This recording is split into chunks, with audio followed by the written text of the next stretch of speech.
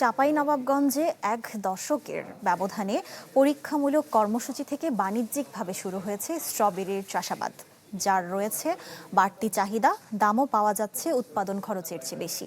তবে স্থানীয়ভাবে বাজার ব্যবস্থাপনার অভাবে ভোগান্তিতে কৃষকরা।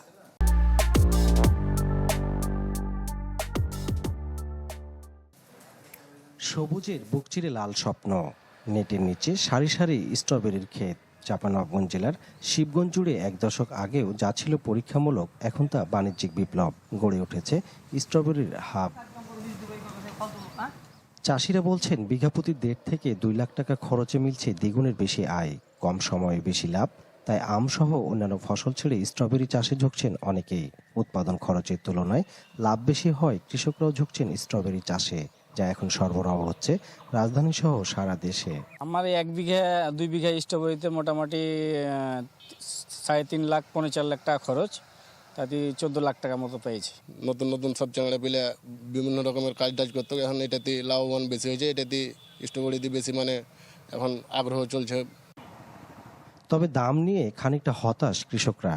বর্তমানে মাঠে 200 থেকে 250 টাকা বিক্রি করতে হচ্ছে স্ট্রবেরি, অথচ একই স্ট্রবেরি রাজধানীতে বিক্রি হচ্ছে 800 থেকে 1000 টাকায়, যেখানে কারসাজি মধ্যস্বত্বভোগীদের। আমরা এখানে ফলটা বেচছি 220 টাকা কেজি, ঢাকাতে বেচছে 800-900 টাকা কেজি।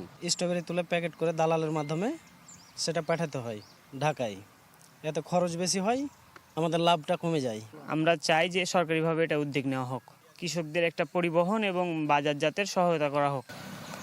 কৃষকরা সুফল পেতে পারেন সরাসরি বিক্রির মাধ্যমে, যেখানে দরকার ফলটি সংরক্ষণ, পরিবহন আর সরাসরি বাজার ব্যবস্থাপনায় কার্যকর উদ্যোগে। আমরা যদি সরাসরি বাজারের ব্যবস্থা করতে পারি, কৃষকের বাজারের, এটা যদি সপ্তাহে 1-2 দিনও হয়, তাহলে তারা সরাসরি এসে সেই বাজারে বিপণন করতে পারে।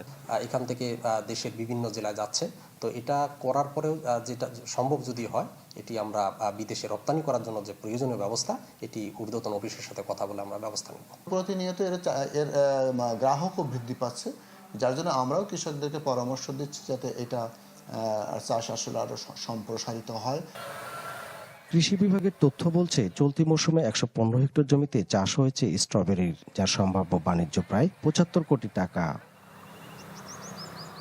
আনোয়ার হোসেন, চ্যানেল 24, চাঁপাইনবাবগঞ্জ।